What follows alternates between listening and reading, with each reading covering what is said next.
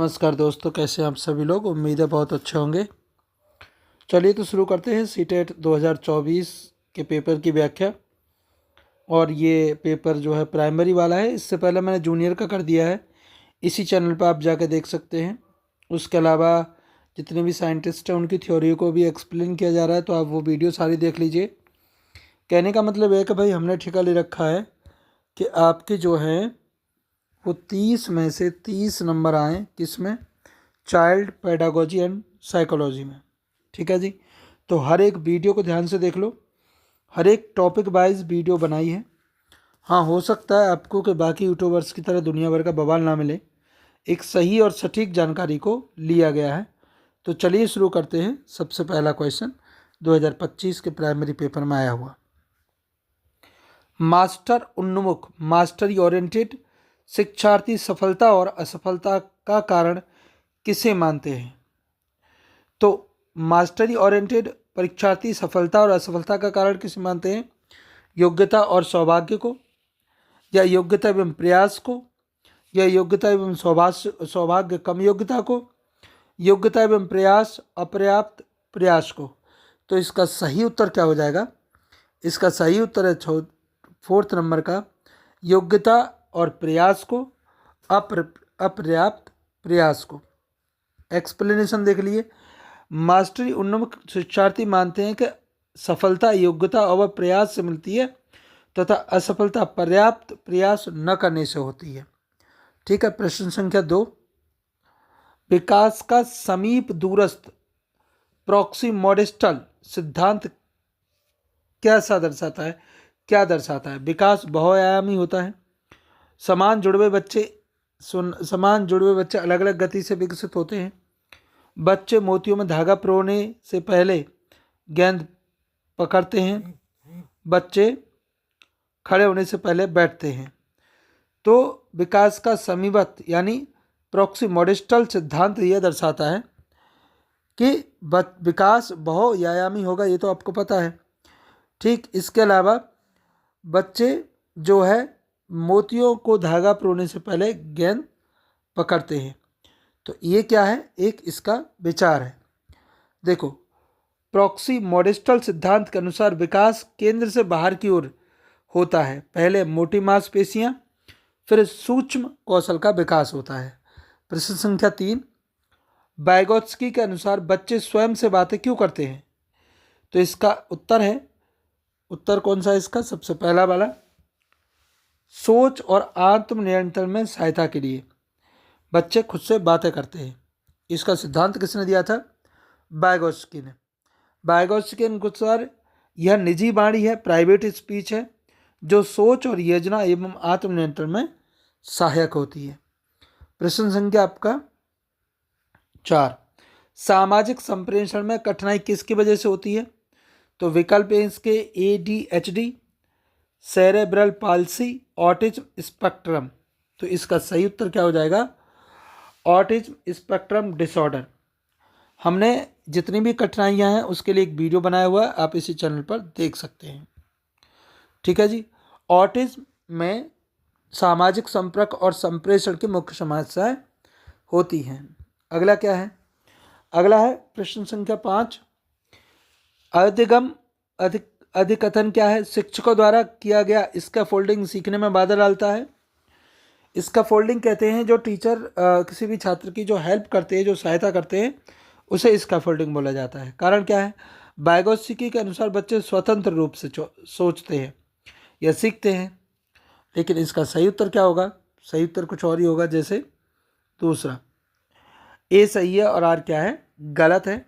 Explanation देख लीजिए। Scaffolding सीखने में सहायक होती है और वाइगोत्स्की ने सामाजिक सहभागिता पर जोर दिया था। प्रश्न संख्या 6, बाह्य अभिप्रेरणा एक्सट्रिंसिक मोटिवेशन क्या होता है?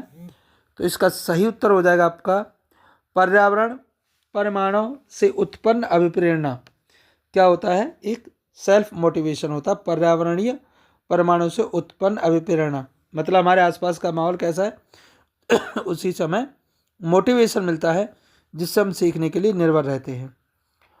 व्याख्या क्या है? बाह्य अभिप्रेरण पुरस्कार दंड अंक आदि ऐसे बाहरी कारकों से आती है। प्रश्न संख्या है 7। पियाजे के संवेदी प्रेरक चरण की 2 प्रमुख भूमिकाएं क्या हैं? तो पियाजे ने जो संवेदी प्रेरक चरण दिया था उसकी 2 भूमिकाएं कौन कौन सी हैं? तो इसमें हो जाएगा वस्तु स्वायत्त एवं विलंबन अनुकरण, यानी वस्तु की स्टेबिलिटी, स्वायत्त, स्थायित्व एवं विलंबित, यानी जो चीज़ें पहले से हो रही हैं उनका अनुकरण करना। व्याख्या देखिए, संवेदी प्रेरक अवस्था 0 से 2 वर्ष में वस्तु स्थायित्व विकसित होता है। प्रश्न संख्या 8। निर्माणवादी कॉन्स्ट्रक्टिविस्ट दृष्टिकोण के अनुसार व्यक्ति पर्यावरण से निष्क्रिय रूप से प्रभावित होते हैं, व्यक्ति कंडीशनिंग से सीखते हैं, अधिगम मौजूदा ज्ञान का विस्तार एवं रूपांतरण है, अधिगम केवल मस्तिष्क पर लेखन है। तो इसका सही उत्तर हो जाएगा आपका तीसरा वाला, यानी अधिगम मौजूदा ज्ञान का विस्तार और रूपांतरण है। प्रश्न संख्या क्या कह रहा है व्याख्या में? निर्माणवाद में शिक्षार्थी सक्रिय रूप से होकर ज्ञान का निर्माण करता है। प्रश्न संख्या आपका 9। अर्थपूर्ण अधिगम मुख्यतः किसके बारे में नहीं है? अर्थपूर्ण अधिगम मुख्यतः किसके बारे में नहीं है? तो जानकारी को रटना, अवधारणाओं को समझना, ज्ञान का निर्माण करना या कौशल का विकास करना। ठीक है, तो किस में नहीं है?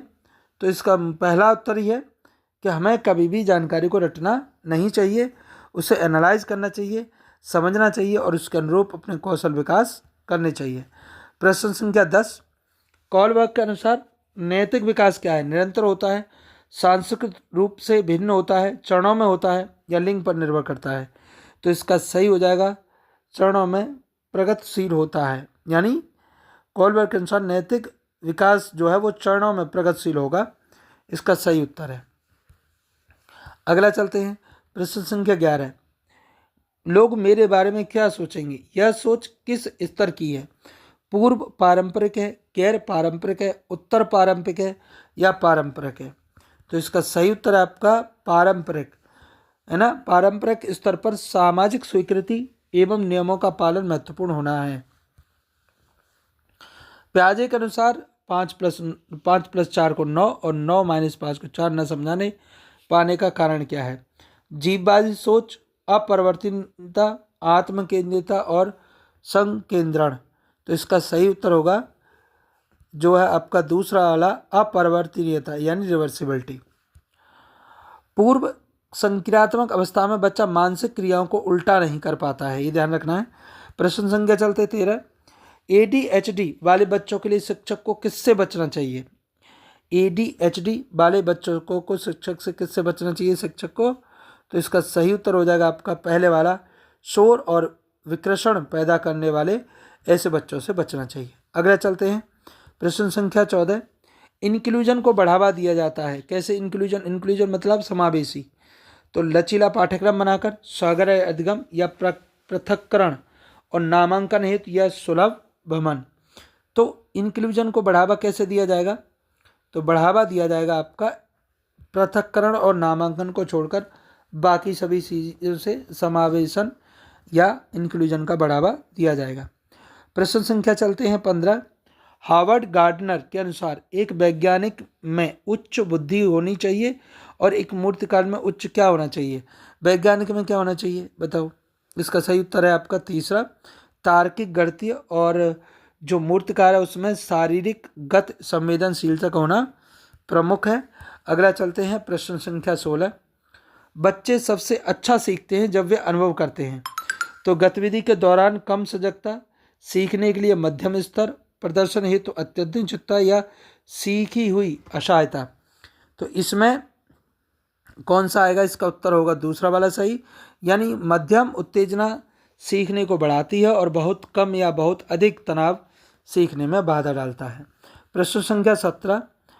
5 से 6 वर्ष से कम उम्र के बच्चों पर रेखाओं के भीतर लिखने का दबाव नहीं डालना चाहिए। रेखाओं के भीतर लिखने का मतलब यह कि जो लाइन है उसके अंदर ही लिखें, ऐसा दबाव नहीं डालना चाहिए। दूसरा कारण क्या कह रहा है? 5 से 6 वर्ष के बाद सूक्ष्म गतिक कौशल का बेहतर नियंत्रण विकसित होता है।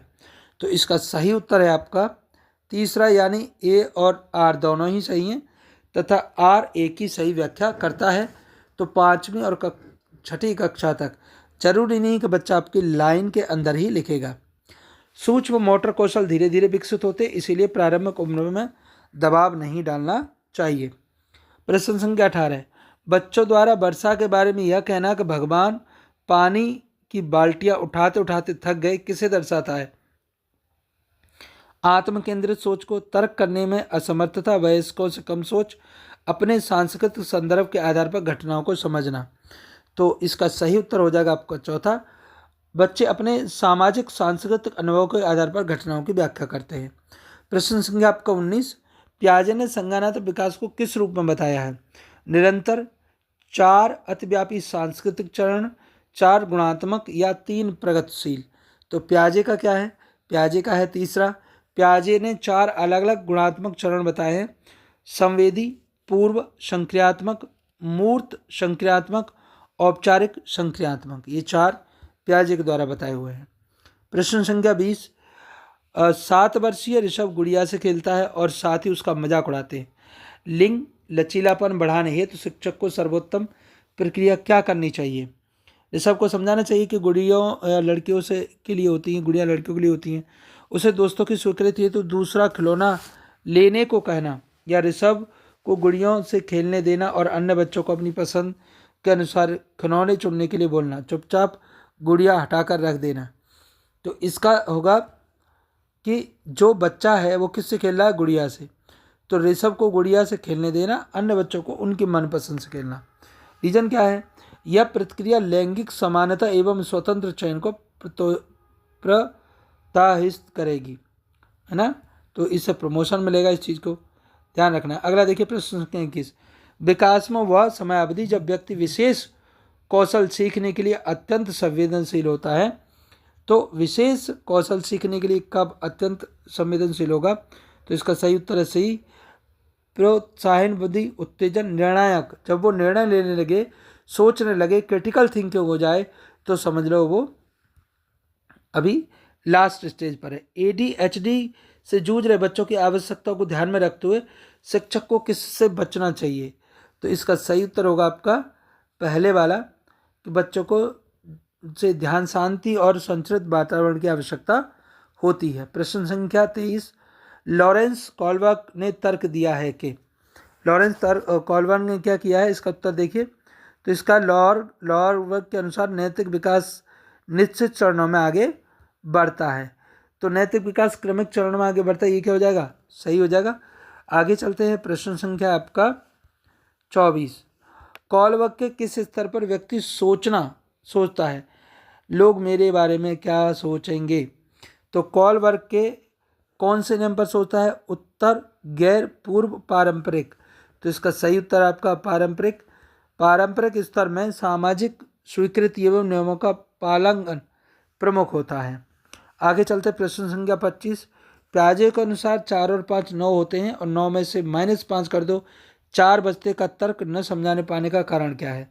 जीववादी, अपरिवर्तनशीलता, आत्मकेंद्रिता या स्वकेंद्र। तो इसका सही उत्तर हो जाएगा आपका दूसरा वाला, यानी अपरिवर्तनीयता। आगे चलते हैं।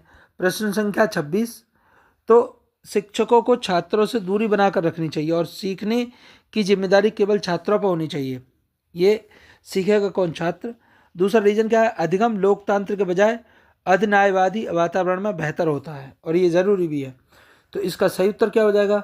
इसका सही उत्तर आपका दूसरा वाला, यानी ए और आर दोनों ही क्या है? गलत है। तो ये दोनों ए वाला आंसर हो जाएगा। अगला देखिए प्रश्न संख्या, काइनेस्थेटिक शिक्षार्थी किस माध्यम से सीखते हैं? तो काइनेस्टिक बोला है, तो काइनेटिक का मतलब होता है मूवमेंट। तो देखना, छूना, करना, चलना, फिरना या सुनना। तो इसका सही उत्तर होगा आपका कि जो हम कर रहे हैं, देख रहे हैं, चल रहे हैं, फिर रहे हैं, वही वाला क्या होगा? करेक्ट उत्तर होगा। अगला चलते हैं प्रश्न संख्या 28, समावेशी शिक्षा को बढ़ावा दिया जाता है। लचीला पाठ्यक्रम, सहयोगात्मक अधिगम, पृथक्करण एवं लेवलिंग, भवन की शुरुआत। तो जो ये तीसरा वाला है पृथक्करण और लेवलिंग वाला, ये इसका गलत है। बाकी 3 ऑप्शन इसमें सही है। देखो बात सेकंड और फोर्थ। प्रश्न संख्या 29, वाइगोत्स्की के अधिगम एवं विकास सिद्धांत के अनुसार निम्न में से कौन सा स्कैफोल्डिंग का उदाहरण है? स्कैफोल्डिंग कहते हैं जब टीचर किसकी हेल्प करता है? तो उसका स्कैफोल्डिंग कहा जाता है। किसी कार्य को छोटे छोटे चरणों में बांट लेना और आवश्यक अनुसार सहायता देना, छात्रों को अच्छे अंक प्रेरित करना, छात्रों को पूरा कार्य स्वतंत्र रूप से करने के लिए कहना और पहले कौशल दिखाना, तुरंत स्वयं को कहना। इसका सही उत्तर आपका पहला, किसी कार्य को छोटे छोटे चरणों में बांटना और आवश्यक अनुसार उन्हें हेल्प प्रोवाइड करवाना। ठीक है जी, अगला चलते हैं प्रश्न संख्या 30 और लास्ट। डिस्ग्राफिया किससे संबंधित है? डिस्ग्राफिया किससे संबंधित है? लिखने से संबंधित है। वीडियो आपको कैसे लगी जरूर बताइएगा कमेंट सेक्शन में। अगली वीडियो के लिए धन्यवाद।